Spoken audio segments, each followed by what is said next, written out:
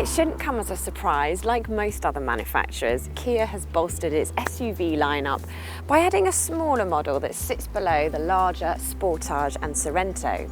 And in true Kia style, it's been inventive with its name. It's called the Stonic, which is a mixture of speedy and tonic. And no, that's not the kind that you mix with gin. It's actually the first and last notes in the musical scale, which apparently means that it is agile and a fresh addition to the SUV stable. So does Kia's new smallest SUV have what it takes to steal sales from its mainstream rivals? In this review, we'll answer that question, as well as tell you what it's like to drive and how roomy it is inside.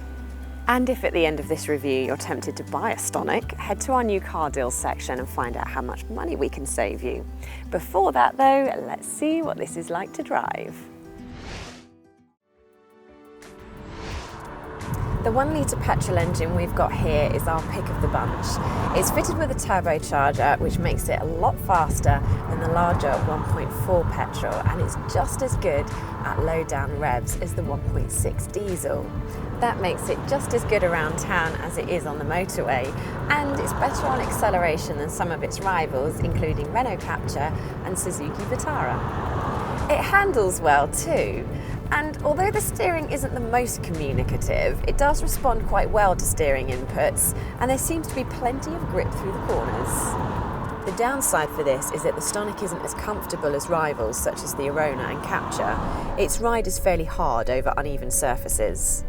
In addition to this, all Stonics suffer with wind and road noise when travelling at motorway speeds. And if you get the engines into quite high revs, do get a bit vocal, and not in a good way. Unusually for an SUV, the seats are quite low down, so if it's a lofty driving position that you're after, you may prefer one of its rivals. That said, to get comfortable, there is plenty of adjustment in the seat, and the steering wheel adjusts for rake and reach. Visibility is excellent thanks to the deep windows. The only criticism is that the farmost pillar is quite thick. However, you do get parking sensors as standard to help with parking. In terms of material quality, it does feel very well put together, but you don't need to go too far to find hard, scratchy plastics, although that's not unusual for the small SUV market. Perched high up on the dashboard of every Stonic is a 7-inch touchscreen infotainment system that includes a DAB radio, Bluetooth connectivity and smartphone mirroring. Go for a first edition car and you'll also get a built-in sat-nav. In any case, this system has clear icons and is easy to use, though it can be a little bit slow to respond. The Stonic is based on the small hatchback Rio, just like the Renault Captur is based on the Clio and the Seat Arona is based on the Ibiza. So there's enough room for a couple of 6-footers up front, and thankfully it's wide enough so that you're not really rubbing elbows with your passenger.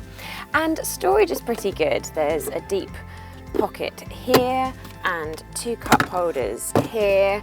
Door bin is big enough for this fairly large bottle of water, and there's more storage here underneath the USB and auxiliary in, and a decent sized glove box.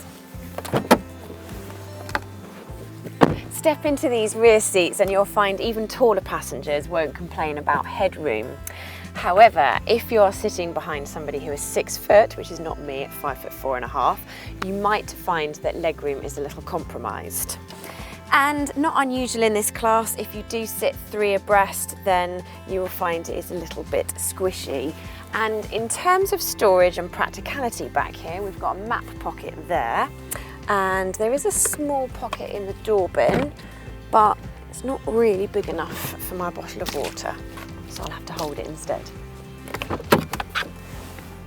There's not much to get excited about with boot space either. It's smaller than both the Nissan Juke and Citroën C3 Aircross, and it doesn't come with the versatility of a sliding rear bench like you can spec with the Citroën. It does, however, have split folding rear seats for those occasional trips to the tip.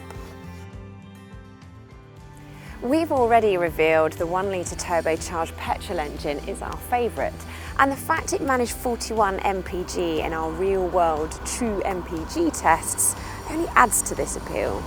There's no bargain basement entry-level Stonic version, but you can keep costs down by picking the cheapest 2 trim level. You won't feel too short-changed either because it comes with automatic lights and wipers, cruise control, air conditioning and rear parking sensors. We'd splash out on the ADAP safety pack too, which gets you automatic emergency braking, lane departure warning and high beam assist for the lights. If you're looking for a small SUV that's a little left field of the mainstream choices, then the Stonic is a good place to start. For plenty more on the Stonic, including our full online review, head to whatcar.com, and remember, if you're thinking about buying one, we can help save you thousands. Head to our new car deals section and check those out. But before you go anywhere, hit subscribe and make sure you never miss another video.